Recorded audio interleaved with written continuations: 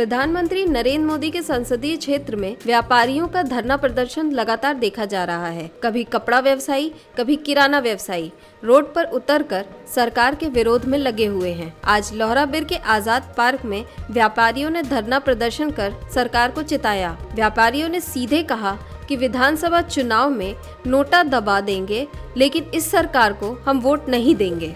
आज हम लोग सरकार द्वारा जीएसटी की दरों में भारी वृद्धि की गई है। 1 जनवरी से रेडीमेड वस्त्रों पर 12% दर से कर लगाया जा रहा है, जिसका हम विरोध करते हैं। इसी कारण आज हम धरने पे बैठे हुए हैं। सरकार से हमारा कहना ये है कि जो भी ये जीएसटी दर में वृद्धि की गई है, उससे रोटी, कपड़ा और मकान सब महंगे हो रहे हैं। महंगाई चरम सीमा पर है और इससे कपड़े और महंगे हो जाएंगे।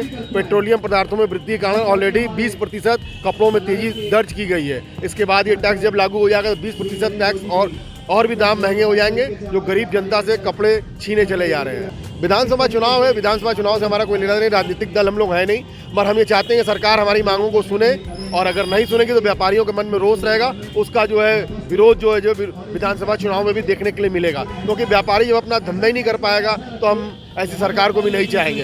ये मन में तो जरूर रहेगा सब व्यापारियों के। व्यापारियों ने सीधे कहा कि जिस तरीके से जीएसटी 5% से बढ़ाकर 12 कर दिया गया है, उससे आम जनमानस को काफी दिक्कत हो रही है। सरकार अगर इस निर्णय को वापस नहीं लेती है तो उसे इस जीएसटी का खामियाजा विधानसभा चुनाव में देखने को मिलेगा। देखिए, केंद्र सरकार ने जब से जीएसटी लागू किया है तब से देश के व्यापारी बहुत बुरी तरह परेशान हैं। रोज नए नए बदलाव, रोज नए नए परिवर्तन, रोज नए नए नियम और कानून, इससे व्यक्ति बुरी तरह प्रताड़ित था। आदमी अब जीएसटी के चलते आदमी अपने सीए का गुलाम हो गया है, उसकी सारी बातें माननी पड़ती हैं। अब सरकार ने एक नया नियम बना दिया कि जो सस्ते कपड़े, सस्ते जूते और सस्ती साड़ियाँ थी उस पर टैक्स बढ़ा दिया। 5% अभी तक लिया जा रहा था और अब 12 कर दिया है। मैं आपकी जानकारी के लिए बता दूँ, जब से देश स्वतंत्र हुआ है तब से आज तक 75 सालों में कभी कपड़े और साड़ी वगैरह पे 5% से अधिक टैक्स नहीं रहा। इस सरकार ने अब ज्यादती की है। महंगे कपड़ों पे पहले से 12% टैक्स था, अब इन्होंने इसको सस्ते कपड़ों पे भी 12% कर दिया है। आप सोचिए, ये सरकार स्वयं कहती है कि मैं 80 करोड़ लोगों को खाना खिला रही हूँ, यानी वो गरीब हैं, उनके वो लाचार, उनके पास खाने की जगह व्यवस्था नहीं है। अब वो कैसे इतना महंगा कपड़ा खरीदेंगे? आप टैक्स से 12% ले लोगे तो उसका ओवरऑल इफेक्ट उसमें 20% का पड़ेगा, क्योंकि सब खर्चे बढ़ जाएंगे। तो ये हम इस बात की मांग करते हैं सरकार से कि ये जो आपने नियम बनाया है, कानून बनाया है और ये जो नई व्यवस्था लागू की है, इसको आप तत्काल वापस लीजिए, वरना जनता सरकार के खिलाफ हो जाएगी और आगामी चुनाव में भी सरकार को इसका फल भुगतना पड़ सकता है। जो लोग बनाते हैं वही लोग बिगाड़ते भी तो हैं। आप ये क्यों सोचते हैं? बनाना अच्छी बात है, हमारे मन में आज भी अच्छी भावना है, आज भी चाहते हैं कि सरकार रहे, लेकिन सरकार को कम से कम आम जनता और आम व्यापारी का ध्यान तो रखना पड़ेगा।